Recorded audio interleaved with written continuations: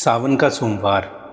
आपके हाथों में बेलपत्र, 3 पत्तियां उल्टी शिवलिंग पर चढ़ती हैं। पर सोना नहीं, चांदी नहीं, महादेव को एक पत्ता ही क्यों प्रिय है। जब आप किसी मंदिर में नहीं, एक जंगल की रात में छुपा हुआ है, जहां इतिहास की सबसे बड़ी शिव पूजा की गई थी। एक पापी शिकारी ने की थी, जो उस रात पूजा करने नहीं शिकार करने आया था, और उसे पता भी नहीं था कि वो क्या कर बैठा है। कैसे, यही किस्सा है। एक गांव था जंगल के किनारे, और उस जंगल में राज करता था एक शिकारी, गुरुद्रोह। नाम का मतलब जानते हैं? जो गुरु से भी द्रोह करे। नाम ही उसका चरित्र था। वो भूख के लिए नहीं मारता था, वो आदत के लिए मारता था। गांव के बच्चे उसे देखकर रास्ता बदल लेते थे, पर घर पर उसके अपने खुद के बच्चे भूखे थे और सिर पर ढेर सारा कर्ज था। उस दिन गांव में कुछ अलग था। हर घर में बेल पत्ता और जल लेकर लोग वहां से निकल रहे थे। किसी ने कहा, आज शिवरात्रि है, आज का व्रत 100 यज्ञों से भी बड़ा होता है। गुरुद्रोह हंसा, बोला, भूखे रहकर भगवान मिलते तो मेरे बच्चे कब के भगवान बन चुके होते। पर उसी वक्त कर्ज वाले साहूकार के आदमियों ने उसे पकड़ लिया। पूरे गांव के सामने शिवरात्रि के दिन साहूकार ने उसे कोठरी में बंद कर दिया। शाम तक पैसा या कल से तेरा धनुष मेरा। सुबह से शाम तक गुरुद्रोह भूखा बैठा रहा। याद रखिएगा ये बात, सुबह से शाम तक भूखा। ये बात आगे काम आएगी। कोठरी की दीवार के पार से मंदिर की घंटियां जोर जोर से बज रही थी, ओम नमः शिवाय। चाहे अनचाहे सारा दिन उसके कान में शिव का नाम पड़ता रहा।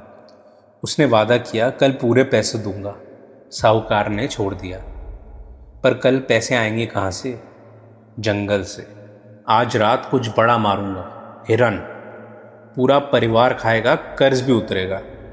और वो निकल पड़ा, भूखा, थका हुआ और गुस्से में। उसे लगा वो शिकार पर जा रहा था, पर उसे नहीं पता था जंगल ने उस दिन उसके लिए और कुछ सोच रखा था। किस्मत ने उस रात उसके लिए और कुछ लिखा हुआ था। रात गहरी हो चुकी थी। तभी उसने देखा एक बड़ा सा तालाब चांदनी में चमकता हुआ। उसने ज़मीन देखी, हिरणों के पैरों के निशान थे। यहीं आएंगे पानी पीने। तालाब के ठीक ऊपर एक झुका हुआ पेड़, घना पेड़, घात लगाने के लिए एकदम सही। वो पेड़ बेल का पेड़ था, और उसकी जड़ों में सूखे पत्तों के ढेर के नीचे कुछ दबा हुआ था। बरसों से भूला हुआ एक शिवलिंग, जिसे उस रात कोई नहीं जानता था। गुरुद्रोह पेड़ पर चढ़ गया। कमर पर पानी की तुमड़ी बांधी हुई थी और डाल पर बैठ गया। अब बस इंतजार। पर पत्ते घने थे, नीचे तालाब साफ दिख नहीं रहा था। तो उसने वही किया जो कोई भी करता। पत्ते तोड़ तोड़ कर नीचे गिराने लगा। 1, 2, 10 बेल के पत्ते हवा में घूमते हुए गिरे और ठीक नीचे उसी दबे हुए शिवलिंग पर चढ़ते गए। टाल पर हिलते हुए उसकी तुमड़ी से पानी भी झलका, बूंद बूंद शिवलिंग पर। जल और बेलपत्र। शिवरात्रि की रात। उसे लगा वो शिकार के लिए तैयार हो रहा है, पर असल में उसका जल अभिषेक कब का शुरू हो चुका था। रात का पहला पहर बीता। भूख से पेट ऐंठ रहा था। याद है, सुबह से भूखा था यानी व्रत। नींद आंखों में कोसों दूर नहीं यानी जागरण। हाथ पत्ते गिरा रहे थे यानी पूजा। व्रत, जागरण, जल, बेलपत्र, शिवरात्रि की चारों चीजें एक पापी से हो रही थी। पहला पहर, पहली पूजा, और उसे खबर तक नहीं थी। दूसरा पहर शुरू हुआ और झाड़ियों में आहट हुई। एक हिरनी पानी पीने आई थी। गुरुद्रोह की आंखें चमक गईं, धनुष उठा। पहली बार निशाना सीधा उसके दिल पर तीर छूटता उससे पहले उस हिरनी ने ऊपर देख लिया, सीधा उसकी आंखों में। डर नहीं था उन आंखों में, कुछ और था। और फिर उस रात वो हुआ जो कभी नहीं होता। हिरनी बोली, शिकारी, मारना ही है तो मार, पर मेरी कोख में बच्चा है, उसे जन्म दे आऊं, अपने परिवार को सौंप आऊं। फिर लौटकर तेरे तीर के सामने खुद खड़ी हो जाऊंगी। गुरुद्रोह जोर से हंसा। लौट कर आएगी? शिकार के सामने आज तक कौन लौटा है हिरनी? जो वचन देकर ना लौटे वो पाप मुझ पर, और जो वचन पर शक करे ये पाप तुझ पर। सोच ले। पता नहीं क्यों, पर उस रात पहली बार उसके हाथ कांप गए। धनुष झुक गया, हिरनी चली गई और गुरुद्रोह सोचता रह गया, मैंने जाने क्यों दिया। बेचैनी में उसके हाथ फिर से पत्ते तोड़ने लगे। वो बेल के पत्ते गिरते रहे। दूसरा पहर, दूसरी पूजा, तीसरा पहर।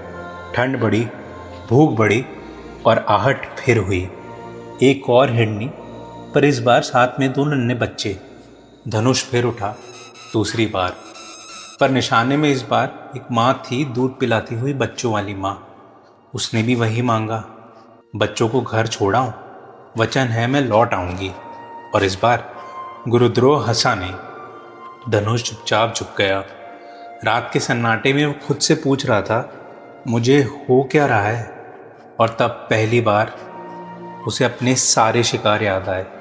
हर जानवर की आंखें, हर चीख, हर झटपटाना, भूखा पेट, जागती आंखें और पिघलता हुआ दिल। आंसू और बेलपत्र साथ साथ गिर रहे थे। तीसरा पहर, तीसरी पूजा, और अब सिर्फ एक पहर बाकी था। रात का आखिरी पहर, सबसे अंधेरा वक्त, सुबह से ठीक पहले। और तभी भारी कदमों की आवाज़। झाड़ियाँ हटी। सामने खड़ा था एक विशाल मृग, जंगल का राजा। गुरुद्रोह की सांस रुक गई। ये एक शिकार और बस सब ठीक हो जाएगा। कर्ज, भूख। धनुष उठा तीसरी बार, पूरी ताकत से, पर मृग हिला तक नहीं। तीर के सामने खड़ा रहा शांत। मार ले शिकारी, पर एक बात जान ले, जिन 2 हिरनियों को तूने जाने दिया वो मेरा परिवार है। मैं उन्हीं को ढूंढने निकला हूं। गुरुद्रोह का हाथ ढीला पड़ने लगा। मुझे उनसे विदा लेने दे। वचन देता हूं, सूरज उगने से पहले हम सब तेरे सामने खड़े होंगे। फिर चुन लेना किसे मारना है। जा, सब जाते हैं, कोई नहीं लौटता। मृग चला गया और गुरुद्रोह खाली हाथ, खाली आंखें, डाल पर बैठा रहा। हाथ अब भी पत्ते गिरा रहे थे। चौथा पहर, चौथी पूजा पूरी हो रही थी। और फिर पूरब में पहली किरण फूटी। झाड़ियाँ हटी। एक नहीं, 2 नहीं, पूरा परिवार, हिरणी, बच्चे, नन्हे मृग और आगे आगे वो मृगराज लौट आए थे। जानवर एक शिकारी को दिया वचन निभाने लौटे थे। 3 बारी धनुष उठा और तीनों बारी एक वचन ने उसे झुका दिया। हम आ गए शिकारी, वचन पूरा हुआ, अब चला तीर। गुरुद्रोह ने धनुष उठाया आखिरी बार, पर अब हाथ नहीं, पूरा गुरुद्रोह कांप रहा था। और वो धनुष जो कभी नहीं झुका था, हाथ से छूटकर नीचे गिर गया। नहीं, जो वचन जानवर निभा गए वो इंसान होकर मैं न समझूं। जाओ, जियो, आज से मेरा शिकार खत्म। इतिहास का सबसे कठोर शिकारी एक पेड़ पर बैठा फूट फूट कर रो रहा था, और उसके आंसू पत्तों से होते हुए नीचे गिरे। तभी पेड़ के नीचे कुछ हिला।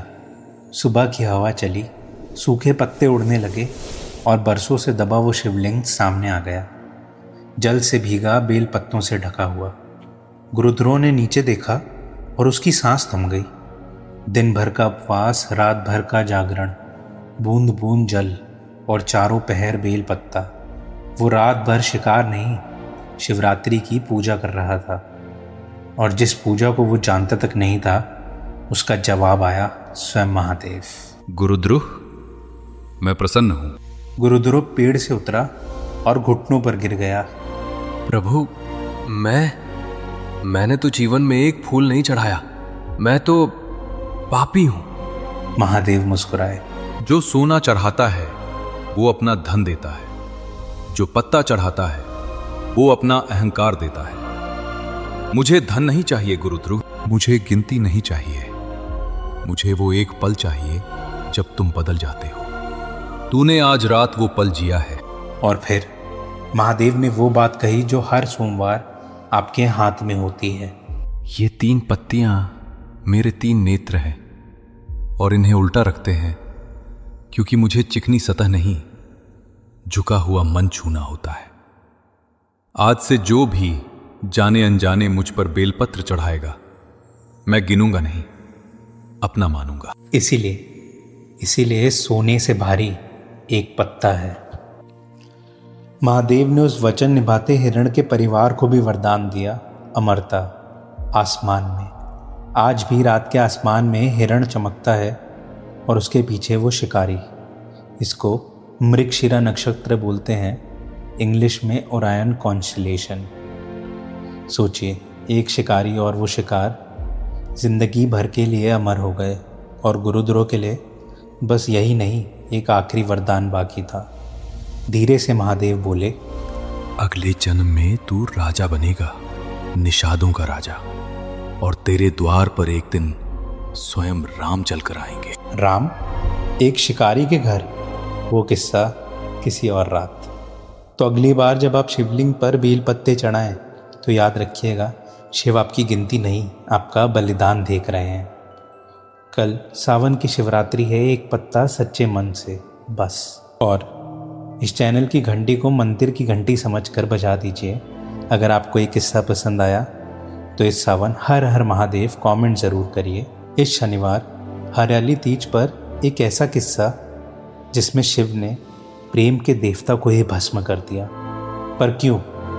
मिलते हैं। हर हर महादेव।